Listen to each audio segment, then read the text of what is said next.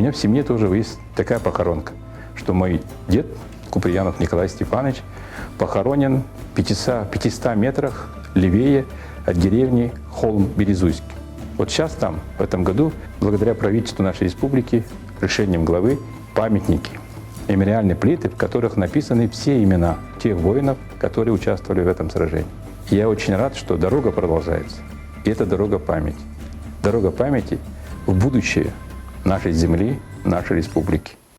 Местом постоянной дислокации поисковых отрядов и обучения поисковой работе молодежи стал военно-патриотический лагерь имени Федора Матвеевича Охлопкова в Ржевском районе Тверской области. Лагерь был построен по инициативе Якутии поблизости с мемориалом советскому солдату и открыт в этом году. Назван он в честь легендарного уроженца Тампонского улуса Якутии, снайпера без промаха Федора Охлопкова, за годы войны истребившего 429 фашистов. Поисковый отряд «Пионер» увековечил имя еще одного воина-якутянина. Останки красноармейца 183-й стрелковой дивизии Александра Габышева были найдены 12 апреля 2020 года под деревней Малая Карпова Ржевского района. Гильзу-медальон красноармейца его родственнице Эльзе Терентьевой на открытии выставки «Память поколений» в историческом парке «Россия. Моя история» вручил глава Республики Саха-Якутия Айсен Николаев. То, что интересно, то, что в этот день, 5 лет тому назад, не стало нашего дедушки. И последнее слово было найти, исполняем самое его последнее желание – найти его отца. Поисковые отряды работают и в Якутии. Несмотря на то, что республика в годы войны была глубоким тылом, с 1942 по 1945 год здесь проходила легендарная авиатрасса Аляска-Сибирь-Фронт. Во время этих перелетов было около 140 крушений. Нашли пока 25. Каждый этот самолет – это чья-то судьба, чьи-то жизни, чьи-то деды. Так. И мы должны их найти. Советские летчики перегоняли истребители и бомбардировщики по маршруту длиной более 6000 километров. Эти самолеты ждали на фронтах Великой Отечественной. Один, значит, у нас «Кобра», видать, шасси, они не полностью вышли. Сел только, а у него и на бак сел. Хорошо, что не загорелся. Там же песок, камни, все, а он такая высота. Где-то 320 скорость. И это раз-два повернулся и сел. Он весь бледный оттуда вышел. Чтобы боевые машины могли бить врага, летчикам надо было доставить их до места назначения, невзирая на кислородное голодание, обледенение крыльев, непогоду, куски льда, рвущие обшивку. Летчик из-за неисправности самолета вынужден был выброситься на парашюте. Выбросился, приземлился в безлюдной тайге, да еще если это зимой было. Не было случая, чтобы летчик погиб вот в этой ситуации, в создавшейся. То есть здесь я еще подчеркиваю, что заслуга и роль местного населения, местных жителей Якутии была очень и очень большая. Таких случаев было много.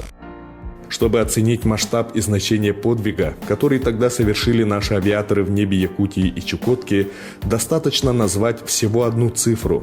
Заработавшая в октябре 1942 года воздушная трасса Алсиб обеспечила 56% всех самолетов, поставленных в воюющий СССР по программе Ленд-Лиза.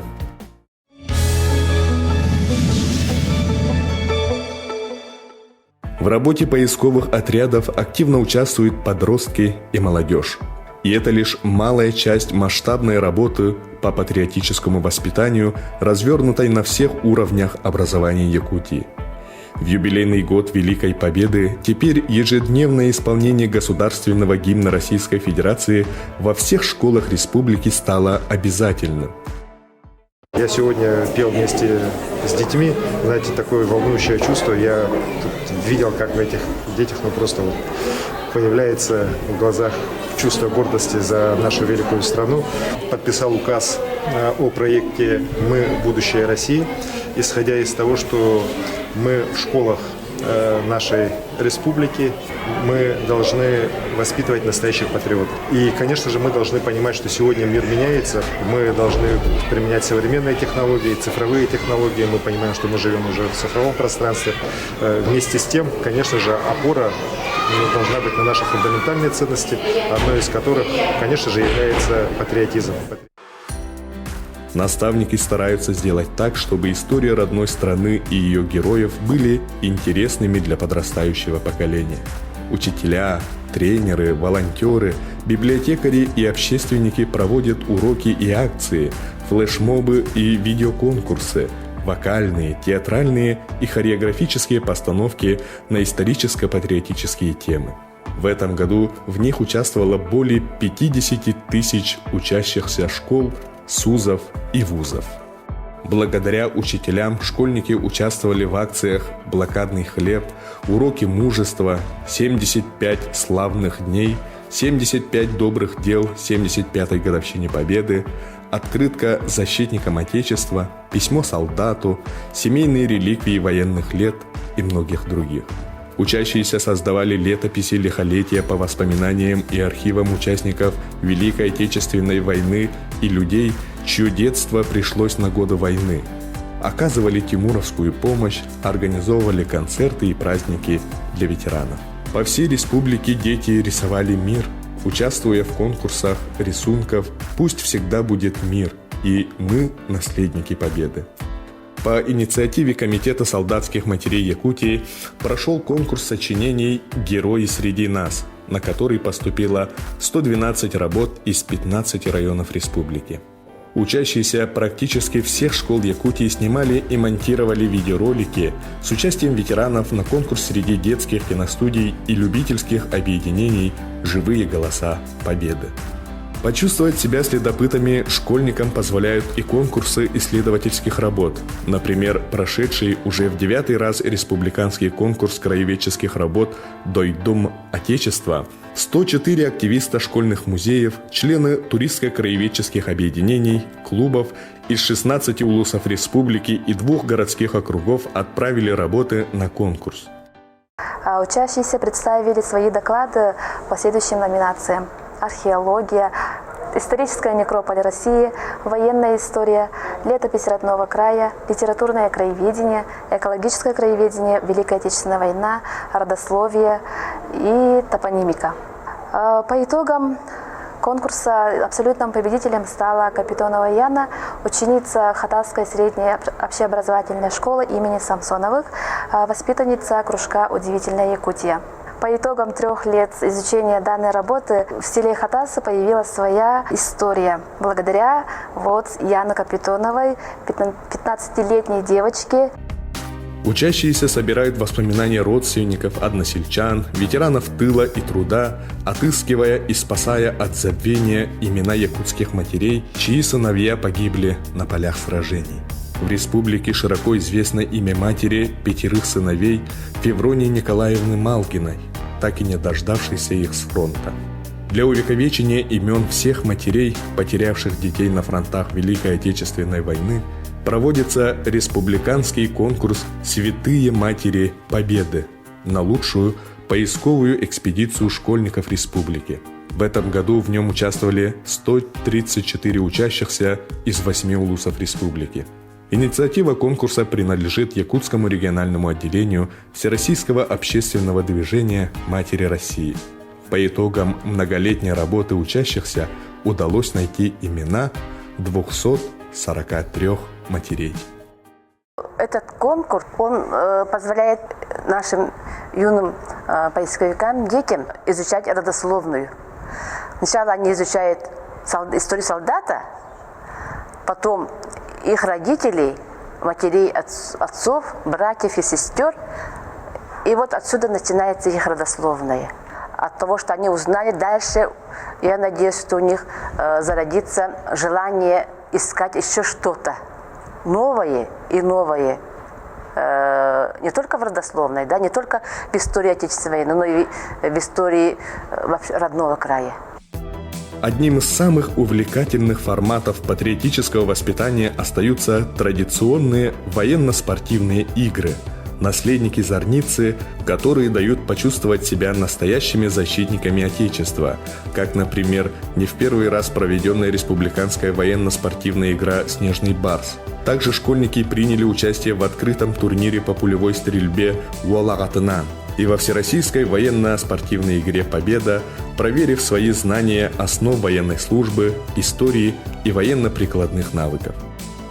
Военный патриотизм – это часть патриотической работы вообще как таковой. Мы должны готовить молодежь, мы должны как-то подготавливать и морально, и физически, научить выживать, научить вести себя как-то в экстремальных ситуациях. И общая наша задача – готовить защитников Отечества.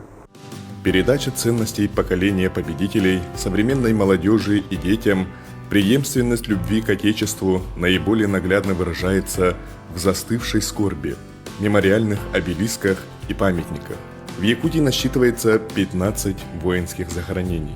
В рамках федеральной программы восстановлены 2 памятника в поселке Зырянка, братская могила погибшим летчикам перегоночной трассы Аляска-Сибирь, и в поселке Нижний Бестях, воину-интернационалисту лейтенанту Сергею Астахину. Но в республике еще находится более 1800 объектов культурного наследия. Все они требуют бережного отношения как реликвии истории страны. Глава Республики Саха-Якутия Айсен Николаев дал старт республиканскому проекту «Сохраним памятники». Вместе с супругой на личные средства восстановили уникальный образец деревянного зодчества мельницу-топчанку, построенную в 1932 году известным мастером Семеном Дьяконовым в местности Улахан-Кёль Сыланского наслега Чурапчинского района. На призыв откликнулись многие люди республики. Новую жизнь теперь обретают объекты культурного наследия в Якутии. Реализация проекта «Сохраним памятники» является одним из деятельных форм патриотизма. Практически во всех районах республики восстанавливаются или обновляются памятники культурного наследия.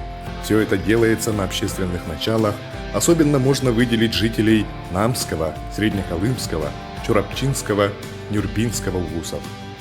Проект «Сохраним памятники» является не только уникальным по республике, но и в федеральном уровне. То есть все признают, и мы получали соответствующие признания от Министерства культуры и наших коллег. Уже как пример идет перед другими субъектами федерации, что можно организовать такой-то процесс, когда без участия вообще никаких бюджетных средств можно восстанавливать объекты культурного наследия.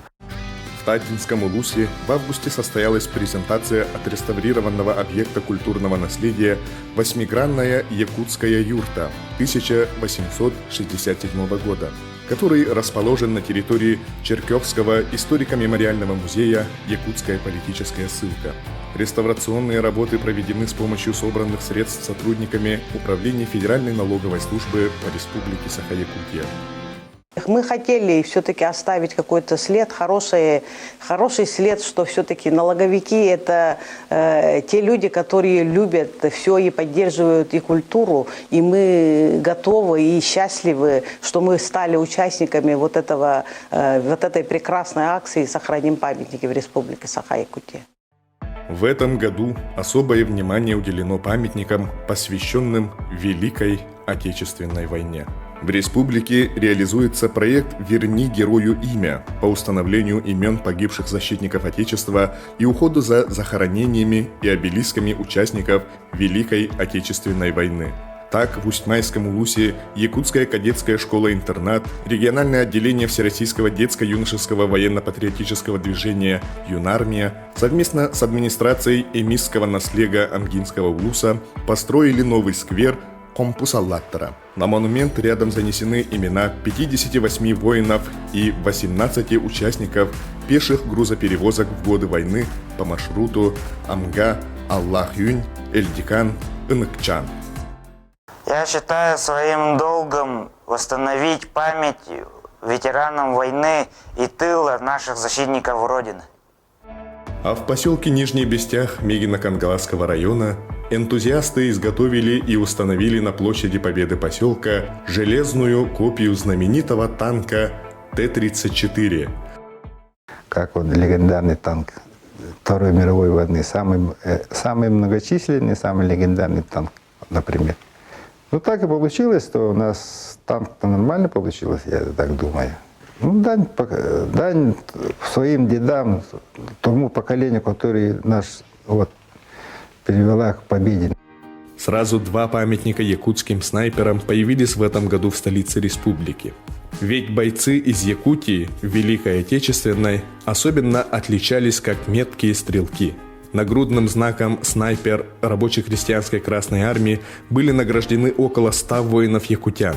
Прирожденные охотники, выделявшиеся своей выносливостью, умением метко стрелять и способностью в полной мере использовать огневую мощь снайперской винтовки, они быстро ориентировались на местности, проявляя исключительную выдержку и хладнокровие. Один из памятников снайперу Кульбертинову установили в Якутске на территории нового общественного пространства «Парк Победы». Там же в день города Якутска торжественно открыли памятную стеллу в честь 75-летия Победы в Великой Отечественной войне. Все те, кто вложил свои личные средства, предприятия, организации и помогли в установке этого памятника, конечно же, они именно стремились высказать свое отношение к победе. Мы празднуем 75-летие Победы в этом году. И каждый воин, который внес в победу свою энергию, свои силы, свои жизни, конечно, должны остаться в памяти. И памятник, он будет всегда здесь стоять. Состоялся диктант Победы. Для его проведения в Якутии на базе музеев и библиотек организовали 364 площадки, больше всех в Дальневосточном федеральном округе. В написании диктанта приняли участие 4781 человек. Большую роль в популярности диктанта Победы у якутян сыграли литературные и издательские проекты, реализуемые в республике. В начале года народный писатель Якутии Николай Лугинов выступил с проектом, который поддержал глава Якутии Арсений Николаев – издать книги о подвиге воинов-якутян, павших на полях сражений и пропавших без вести. В рамках этого проекта на средства фонда «Победа» изданы книги об участии воинов-якутян в боях под Оржевом, под Москвой и под Каширой и в сражениях против милитаристской Японии. Увидел свет фотоальбом, посвященный 75-летию Победы, а книга Ивана Негенбля «История воздушной трассы Фэрбенкс-Якутск-Красноярск» была переведена и издана на английском языке.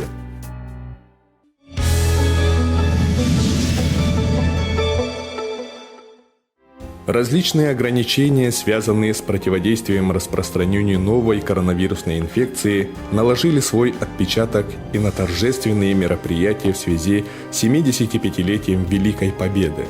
Формат многих из них пришлось изменить. Многие запланированные мероприятия и акции перешли в соцсети и режим онлайн. Там запустили трогательные акции и флешмобы, выкладывали фотографии воевавших родственников, а также размещали их на сайтах «Бессмертный полк», «Мемориал».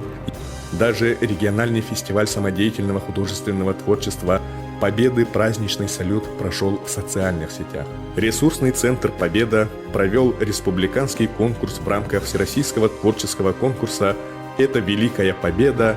9 мая 1945 года». На него из всех районов республики поступило более 900 работ. Якутяне записывали на телефон и видео с песнями и стихотворениями о Великой Отечественной войне, о героях, о матерях солдат, о Великой Победе. Знаменитые песни «День Победы», «Катюша», «Журавли». 9 мая на телеканале НВК «Саха» состоялась онлайн-акция «Бессмертный полк». Более 120 ветеранов-северян прошли маршем по телевизионным экранам. В телевизионном формате якутяне присоединились к традиционной для всей страны минуте молчания. А завершились праздничные мероприятия в Якутске акцией «Фонарики Победы», когда горожане вышли на свои балконы и зажгли фонарики в память о тех, кто совершил великий подвиг на полях сражений и в тылу. Нынешнее поколение, не только я имею в виду молодежи, но нынешнее поколение всех старается принимать все возможные меры, чтобы реально подтвердить известный нам всем лозунг, что никто не забыт и ничто не забыто. Современники сегодняшний 2020 года, несмотря на все трудности, связанные с болезнью, несмотря на самоизоляцию, нашли возможность каждый на своем месте, будь то чиновник или просто рабочий человек, подтвердить, что память о подвиге солдат Победы, память о Великой Отечественной войне в наших сердцах живет, и мы это передаем своим потомкам. И я думаю, что, дорогие наши ветераны, вы сами чувствуете на себе, вот какое внимание проявляется не только официальной власти, но и нашими добровольцами. Новый институт волонтерства, когда ваши правнуки, ваши внуки пытаются и принимают участие в оказании внимания к вам. Каждый участник Великой Отечественной войны обеспечен вниманием и со стороны Министерства здравоохранения, и со стороны Министерства труда и социального развития, и со стороны Министерства молодежи и социальных коммуникаций, когда они вот через призму своих действий доказывают, что любовь к вам, глубокое уважение к вам, уважаемые участники войны, ветераны тыла, оно повседневно, оно ежечасно и не является этой формальностью. И от имени Президиума Республиканского совета ветеранов я бы хотел выразить благодарность создателям этого фильма, выразить благодарность всем тем, кто достойно выполнил свои и должностные, и гражданские, и человеческие обязанности, проявляя к вам уважение и любовь именно вот своими действиями. Желаю вам крепкого здоровья всем. И я глубоко уверен, что мы и достойно будем встречать Год Победы каждый год. В годы Великой Отечественной войны за проявленный героизм 24 якутянина стали героями Советского Союза и 1 героем Российской Федерации. 5 воинов-якутян удостоены Ордена Славы 3 степеней. Их имена навсегда останутся в исторической летописи республики и всей страны. Глава Республики Саха-Якутия Айсен Сергеевич Николаев инициировал патриотический проект «100 именных алмазов к столетию государственности Якутии». В рамках совместного проекта с алмазодобывающей компанией «Алроса» 100 уникальным алмазам массой более 50 карат, добытым на территории республики, будут присвоены имена известных якутян, внесших большой вклад в развитие Якутии. Слово «алмаз» означает «несокрушимый». Он может существовать вечно. В год 75-летия Великой Победы в алмазах были увековечены имена 21 якутянина, героя Советского Союза. Теперь алмазы носят имена всех 25 героев-якутян. Год 75-летия Великой Победы и патриотизма Республики Саха-Якутия помогли живущему поколению осознать, какой великой силой духа и мужеством обладали наши предки, воины и труженики тыла, отстоявшие наше Отечество. Поколение победителей не только гордится подвигом ветеранов Великой войны, но, гордясь примером своих предков, совершает их. Из наших современников, жителей Якутии, первым звание Героя России посмертно присвоили Александру Рыжикову, подполковнику милиции, отдавшему жизнь, спасая людей от терроризма. Высокое звание Героев России также гордо носят пилоты авиакомпании «Алроса» Евгений Новоселов и Андрей Ломанов, которые 10 лет назад, выполняя рейс из Мирного до Москвы, совершили аварийную посадку на непригодную для самолетов полосу и спасли 72 пассажира и 9 членов экипажа. Слова Максима Горького «В жизни всегда есть место подвигу» обрели особый смысл в этом году, события которого стали проверкой на прочность для всего общества. Перед лицом опасной инфекции проявились лучшие качества людей – самоотверженность, воля и мужество.